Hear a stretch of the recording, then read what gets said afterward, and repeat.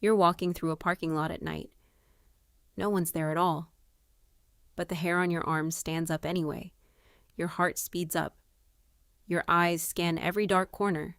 You tell yourself you're imagining it, but your body doesn't believe you. And without thinking, you start walking faster. This isn't just ordinary anxiety, but the truth is stranger than that. Your brain is running a program written 400,000 years ago. A program that has no idea you're standing in a parking lot, not a savanna. It only knows one thing. It's dark here, it's quiet here. Something could be hiding here. A neuroscientist named Joseph Ledoux spent his entire career studying a tiny part of your brain called the amygdala. It's your alarm system.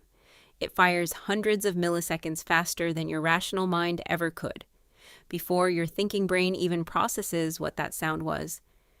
Your amygdala has already told you to run. Here's the strange part. The signal reaches your body before it ever reaches your conscious awareness. You feel afraid after you've already started running, not before.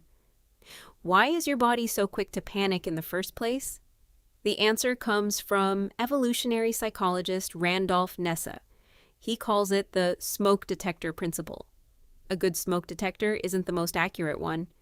It's the one that screams every single time there's even a small chance of fire, because a false alarm is just annoying, but missing one real fire could cost you your life. Ness's math is simple, almost brutal. The cost of overreacting is a few wasted seconds of fear. The cost of underreacting even once is death. Your ancestors who panic too easily lived long enough to tell the story. The ones who stayed too calm never got the chance to pass on their genes. That's why your brain, even today, still chooses safety over accuracy. It would rather embarrass you with 100 false alarms than risk being wrong about the one that matters. But you're not walking through a forest with a leopard hiding in the brush anymore. You're checking an email you haven't replied to, thinking about a text your friend hasn't answered yet. So why does your heart still race like you're running from a lion? The same alarm system, treats physical danger and social danger exactly the same way. A researcher named Robert Sapolsky at Stanford spent his whole career studying this difference between animals and humans.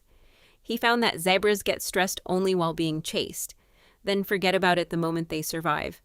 But your brain doesn't forget. You're taking fear that was built for predators and pointing it at deadlines, at the silence of an unanswered message, at a meeting that hasn't happened yet. Same system, different enemy. And here's where it gets even more interesting. Your body can't always tell the difference between a real threat and an imagined one. Picture someone replaying an argument in their head hours after it ended. Their heart rate climbs, their palms sweat, their muscles tighten. Nothing is actually happening. No one is in the room. But the body reacts exactly as if a predator just stepped out from the trees. Sapolsky calls this one of the costs of being human. The same mind that can imagine the future can also be hunted by things that don't exist yet. Have you ever noticed how you check your phone again and again, even when you know there's nothing new? That's the same amygdala, scanning for a new kind of tiger. It doesn't care whether the danger is real. It only cares that it's possible. And possibility, it can find that anywhere if you let it keep looking. This is why silence after sending a message can feel unbearable. Why an unread notification can sit in your mind louder than anything else happening around you. Your nervous system isn't malfunctioning. It's doing exactly what kept your ancestors alive on the savannah, just aimed at the wrong century. Here's what's remarkable, though. You can't fully control this system, but you can understand it.